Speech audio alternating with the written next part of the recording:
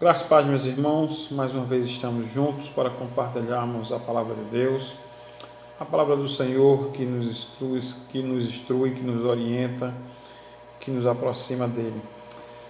Quero compartilhar com os irmãos o livro de Filipenses, no capítulo número 2, no verso 16 ao 18, que diz: retendo a palavra da vida para que no dia de Cristo possa gloriar-me de não ter corrido nem trabalhado em vão. E, ainda que seja oferecido por libação sobre o sacrifício e serviço da vossa fé, folgo e me regozijo com todos vós, e vós também regozijai-vos e alegrai-vos comigo por isso mesmo. Meus queridos, a palavra de Deus, a palavra da vida, quando Paulo diz retendo a palavra da vida, ele diz que a palavra da vida é a palavra do Evangelho, é o Evangelho que é chamado a palavra da vida, porque nos revela e nos propõe a vida eterna em Cristo Jesus. E é o nosso dever como cristão ficarmos firmes nessa palavra, é o nosso dever como cristãos estarmos firmes, vivermos coerente com essa palavra que pregamos. E nada adianta nós pregarmos uma palavra e não estarmos firmes com essa palavra. Reter quer dizer vivermos firmes com o que pregamos, estarmos coerentes com essa palavra, estarmos coerentes com a palavra, com o Evangelho a qual nós pregamos, porque se não for assim, nós não teremos coerência com aquilo que nós pregamos, sabe, queridos? E Paulo vai dizer que possa gloriar-me de não ter corrido nem trabalhado em vão. Paulo queria que ele soubesse que os seus sofrimentos foram por uma boa causa e que ele não havia corrido nem trabalhado em vão. Queridos, o sofrimento que Paulo passou naquele momento, ele dizia para os filipenses, dizia assim: olha, o meu sofrimento foi por uma boa causa. O meu sofrimento foi para que o Evangelho chegasse até vocês. O meu sofrimento foi para que o Evangelho crescesse entre vocês. O meu sofrimento foi para que o Evangelho amadurecesse em vocês. O meu sofrimento foi para que o Evangelho tomasse forma, tomasse corpo em vocês. Sabe, meus irmãos? Muitas vezes o Evangelho ele cresce em nós em meio a lutas, em meio a desafios. E numa sociedade que nós estamos e que nós estamos inseridos, eu não digo isso hoje, somente hoje, mas como um todo, há 2000 anos atrás, não é diferente de hoje. Os tempos mudaram, mas a narrativa é a mesma. Os desafios são os mesmos. Sabe, meus irmãos? Os desafios da pregação do Evangelho são os mesmos, os sofrimentos muitas vezes são os mesmos. O sábio Salomão vai dizer que não há nada de novo debaixo do sol. Sabe, é um desafio para nós pregarmos esse Evangelho. E muitas vezes temos que abdicar de muitas coisas. E que às vezes constitui sofrimentos, entre aspas. Muitas vezes temos que abdicar de tantas coisas, de fazermos escolhas.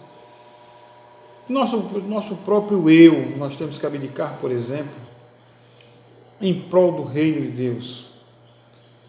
E Paulo vai dizer: olha, eu não quero gloriar-me de ter corrido em vão, eu não trabalhei em vão, pô. Mas muito pelo contrário, meu trabalho frutificou, meu trabalho deu corpo, meu trabalho tomou corpo, sabe, meus irmãos? E a obra que nós fazemos requer um compromisso por completo. Compromisso por completo. Tudo que está em nós é pouco para ser usado nele para correr e trabalhar. Correr denota veemência e vigor, continua uma pressão adiante. Continua uma pressão diante de nós.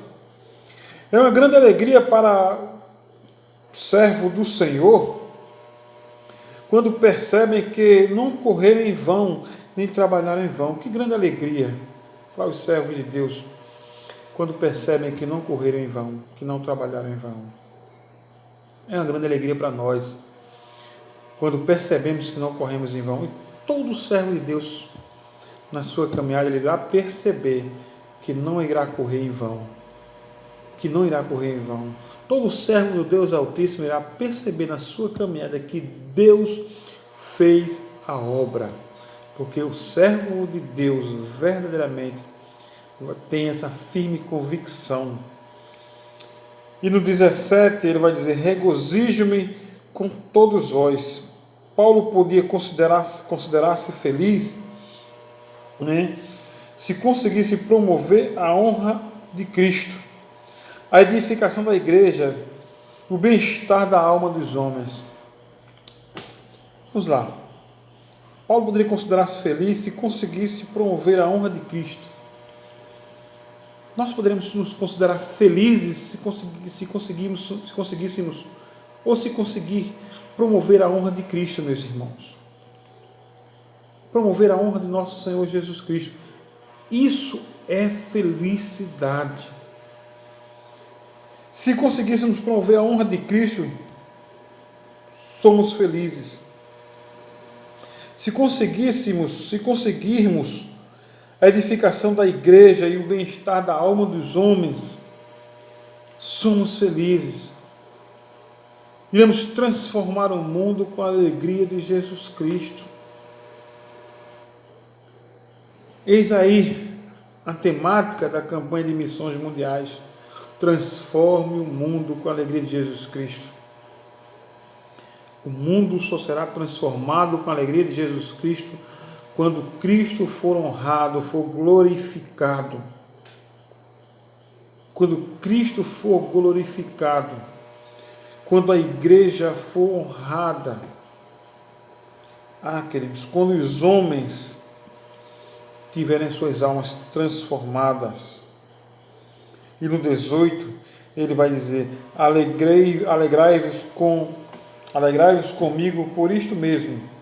É a vontade de Deus que os bons cristãos devam regozijar-se muito, e aqueles que estão felizes com os bons ministros têm boas razões para se alegrarem e se regozijarem com eles.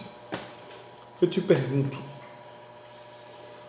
você é feliz com Jesus Cristo? Tem uma bem-aventurança que diz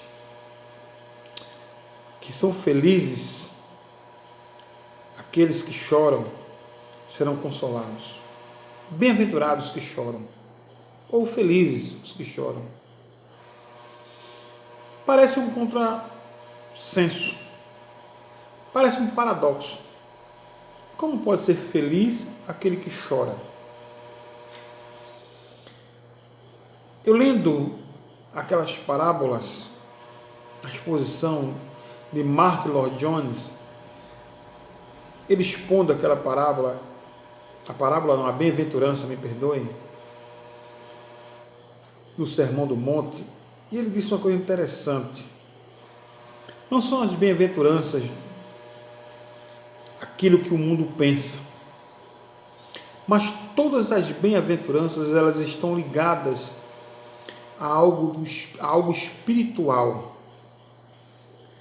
Felizes são aqueles que choram espiritualmente, porque serão consolados. Aqueles que choram com o pecado do mundo. Aqueles que choram lamentando o lamaçal que o mundo se encontra. Aqueles que choram vendo o mundo afundando no pecado. Aqueles que choram lamentando muitas vezes o seu próprio estado. Todas as bem-aventuranças têm a ver com algo espiritual. Queridos, no 18, ele vai dizer: vós também regozijai-vos e alegrai-vos comigo por isto mesmo. Por que Paulo está dizendo isso? Porque não foi por conta de uma festa, não foi por conta de nada disso. Paulo está dizendo que eles têm que se alegrar por conta do evangelho que alcançou eles, porque a salvação alcançou os filipenses, algo espiritual. Que possamos também nos alegrar, porque Cristo nos alcançou, e que possamos também nos alegrar nesta obra que Deus nos confiou de transformar o mundo com a alegria de Cristo Jesus. Que Deus nos abençoe e nos dê força, nos dê ânimo, nos dê coragem, nos dê ousadia para levar essa palavra. Que Deus nos abençoe grandemente. Amém.